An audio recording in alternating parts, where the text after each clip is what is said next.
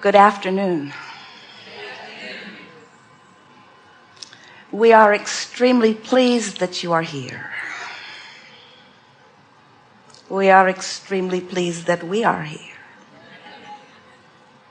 It is good to come together for the purpose of co-creating. Do you agree? Yes.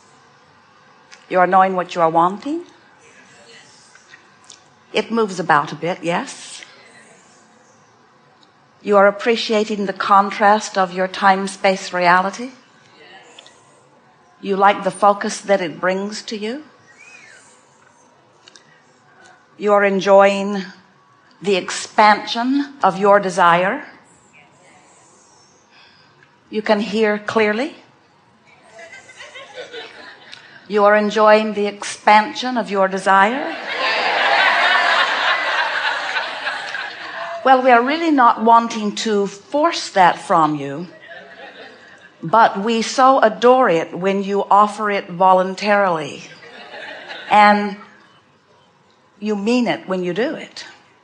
Because when you say and mean, I adore my expansion, then that means you're in the moment up to speed with your feeling when you made the decision to come forth into this time-space reality to begin with.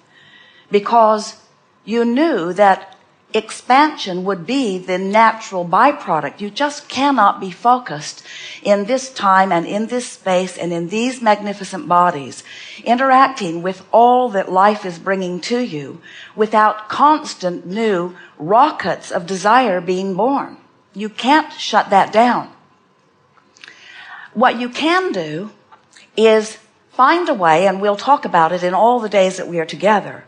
You can find a way of becoming a consistent vibrational match to the desires that are constantly emanating from you.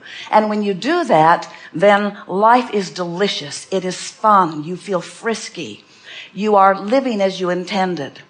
But if your desires are out ahead of you, and you have not figured out how to be a consistent vibrational equivalent to your desires, then your desires don't feel good to you.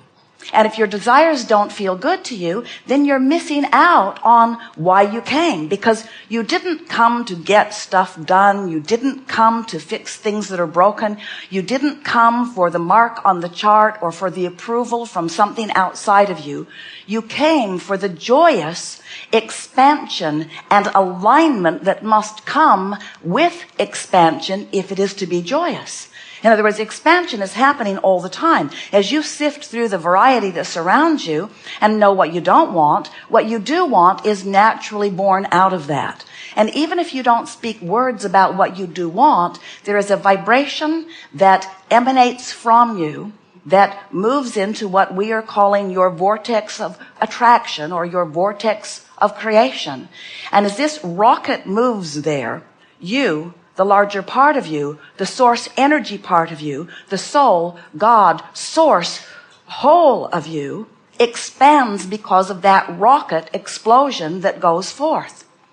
So when we visit with you, 100% of our interest in assisting you in living the life that you've come forth to live lies in the understanding that there often is a vibrational variance between the rocket that you have recently or maybe even not so recently launched and where your habit or pattern of vibration is. In other words, you've got beliefs that don't match your desires. You've got beliefs that don't match who you are. You have attitudes that aren't up to speed with the attitude of your source.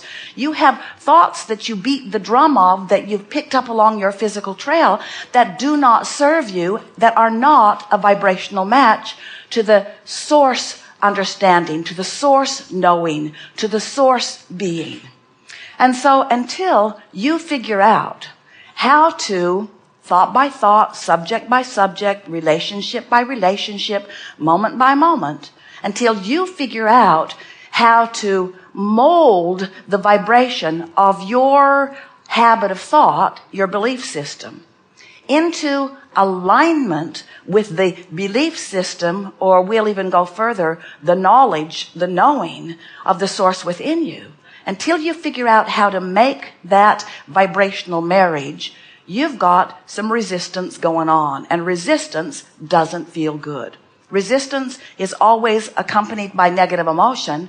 So when we say to you, are you enjoying the expansion that you are about? And you say yes, and you really mean it. Then that means that you've got this figured out. You've tuned into your emotional guidance system. You're aware when your thought doesn't match, and you know what to do about it.